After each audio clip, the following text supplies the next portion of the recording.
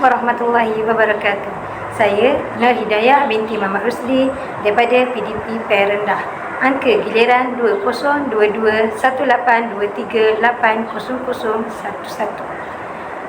Terima kasih kepada sahabat saya Nur Fahana Najwa yang telah membentangkan analisis sosial dalam bidang bahasa. Sekarang saya akan sambung untuk menganalisis struktur sosial budaya terhadap pendidikan. Kumpulan saya terdiri daripada 3 orang. Yang pertama, Khairunisa binti Samian. Yang kedua, Nur Fahana Najwa binti Daud. Dan yang ketiga, saya Nur Hidayah binti Muhammad Rusli. Saya akan menganalisis 5 faktor struktur sosial, iaitu dari segi budaya, etnik, ekonomi, agama dan gender. Definisi struktur sosial. Struktur sosial merujuk kepada pola dan hierarki perhubungan antara individu atau kumpulan dalam masyarakat. Ini termasuklah peranan, status, kelas sosial dan hierarki yang wujud dalam sesebuah masyarakat. Manakala definisi struktur sosial berdasarkan tokoh sosiologi yang terkenal, iaitu Talcott Person, mengatakan bahawa struktur sosial adalah satu sistem yang terdiri daripada subsistem termasuk keluarga, ekonomi, agama dan politik yang bekerjasama untuk mengekalkan kestabilan dan keseimbangan dalam masyarakat. Person menganggap bahawa struktur sosial memainkan peranan dalam mengatur fungsi sosial yang diperlukan dalam masyarakat. Selain itu, Emily Durkheim, iaitu tokoh terkenal sosiologi, juga mengatakan bahawa struktur sosial adalah satu set normal, nilai dan institusi sosial yang mengawal tingkah laku individu dalam masyarakat. Durkheim juga mengenal pasti integrasi sosial sebagai komponen penting dalam struktur sosial yang merujuk kepada tahap di mana individu merasa terikat dan berhubung dalam masyarakat. Konsep kepelbagaian budaya terhasil daripada pelbagai bahasa, kaum, etnik, latar belakang dan amalan masyarakat. Hal ini kerana manusia secara fitrahnya dijadikan dalam bentuk, kelompok dan budaya yang berbeza, dan semua mesti menerima dan menghormati kepelbagaian dan perbezaan itu sebagai satu lumrah hukum alam yang akan terus berlaku. Itu, pengadaptasian kepada kehidupan multi etnik perlu diberi perhatian agar keharmonian dan perpaduan dapat dikecapi. Di sekolah, murid terdiri daripada pelbagai kaum dan mempunyai dialek pertuturan tersendiri.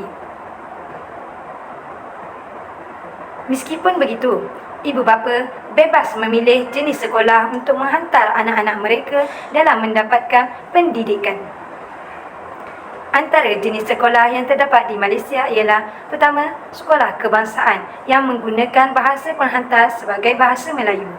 Kedua, sekolah jenis kebangsaan Cina. Bahasa penghantar yang digunakan adalah bahasa Mandarin. Dan ketiga, sekolah jenis kebangsaan Tamil. Bahasa penghantar yang digunakan adalah bahasa Tamil. Hal ini mendedahkan murid untuk memahami bahkan dapat bertutur menggunakan lebih daripada satu jenis bahasa.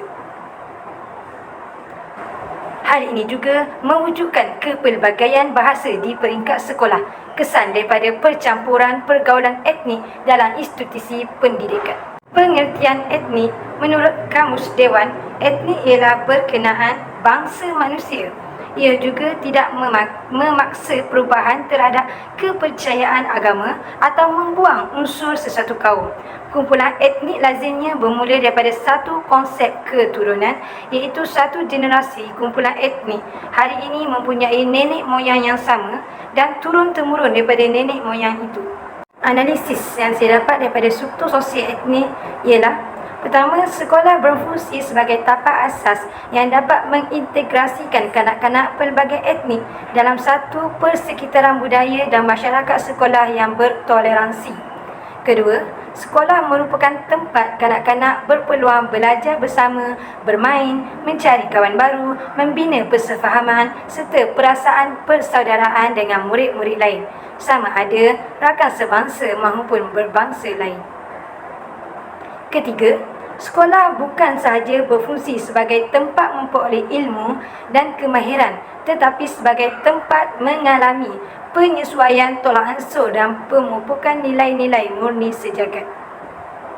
Sekolah juga merupakan tempat yang paling sesuai untuk kanak-kanak mengenali diri dan masyarakat sekelilingnya. Statistik etnik yang terdapat di Malaysia ialah 3 kaum yang utama, iaitu kaum Melayu, Cina dan India yang terdapat di semenanjung Malaysia serta etnik-etnik lain yang terdapat di Sabah dan Sarawak seperti kaum Iban, Bidayuh, Kadazan, Bajau dan banyak lagi. Seterusnya, analisis yang saya dapat melalui struktur sosial ekonomi ialah: pertama, interaksi dengan pelajar daripada latar belakang sosial ekonomi yang berbeza boleh meningkatkan kesedaran tentang jurang sosial ekonomi. Pelajar dapat memahami cabaran dan peluang yang dihadapi oleh rakan-rakan mereka yang berasal dari latar belakang ekonomi yang berbeza. Ekonomi keluarga yang baik akan membantu perkembangan intelek dan fizikal ke tahap optimal. Di bilik darjah, murid akan berkongsi pembelajaran yang sama walaupun berbeza latar belakang ekonomi keluarga.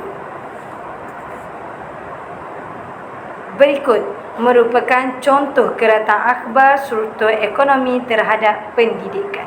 Sosial seterusnya ialah agama. Kepelbagaian agama merupakan ciri masyarakat masa kini yang boleh dikatakan tidak ada negara yang bersifat homogenus antara sikap manusia yang suka berimigrasi sehingga membentuk sebuah negara bangsa yang berbeza latar sosial. Begitu juga dengan Malaysia yang mana agama Islam merupakan agama rasmi, namun setiap individu bebas memilih dalam beragama. Kepelbagaian agama yang dianuti oleh masyarakat di Malaysia telah mewujudkan kepelbagaian budaya. Hal ini kerana perbezaan budaya dan agama dalam kalangan pelajar di sekolah memaparkan variasi dalam bahasa, nilai, norma, tradisi, kepercayaan dan aspirasi yang dimiliki dan dibawa oleh pelajar dalam persekitaran sekolah. Menurut Surah 2017 menjelaskan bahawa meskipun pelajar terdiri daripada pelbagai latar belakang sosial budaya, namun pelajar bebas bergaul walaupun wujud perbezaan nilai dan kepercayaan. Analisis saya dalam struktur sosial agama iaitu interaksi antara pelajar pelbagai agama dapat memupuk sikap toleransi dan menghargai perbezaan dengan berkongsi pengalaman dan tradisi keagamaan dan memahami kepelbagaian budaya. Pelajar boleh membentuk sikap inklusif dan menghormati walaupun berbeza agama. Namun, di bilik darjah mereka bersama-sama menuntut ilmu tanpa mengira agama. Berikut merupakan taburan peratus penduduk semenanjung Malaysia, iaitu pertama, Melayu yang beragama Islam 62%, Cina yang beragama Buddha 29%, India yang beragama Buddha 8%, bangsa lain-lain dan lain-lain agama 1%. Akhir sekali, saya akan menganalisis faktor sosial gender. Gender berkait rapat dengan pembahagian peranan dan kedudukan di antara golongan lelaki dengan golongan perempuan dalam sesebuah masyarakat yang terhasil daripada proses sosialisasi dan budaya. Proses sosialisasi atau penghayatan norma dan nilai masyarakat berkaitan jangkaan peranan yang sering diwujud sebagai satu pewajaran terhadap kenapa terdapatnya perbezaan gender. Perkara ini juga mewujudkan ketaksamaan antara lelaki dan perempuan dalam masyarakat, di mana perbezaan asas antara gender termaktub dalam struktur kelas, gender dan stratifikasi, peranan dalam institusi keluarga, keutamaan pendidikan, pekerjaan dan banyak lagi.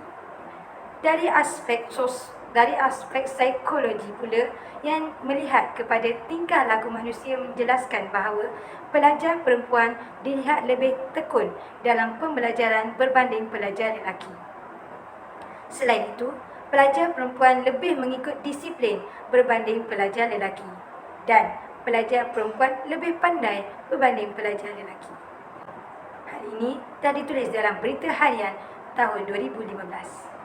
Seterusnya, sahabat saya Khairunisa akan menjelaskan implikasi struktur budaya terhadap pendidikan. Itu sahaja daripada saya. Sekian. Terima kasih. Assalamualaikum warahmatullahi wabarakatuh.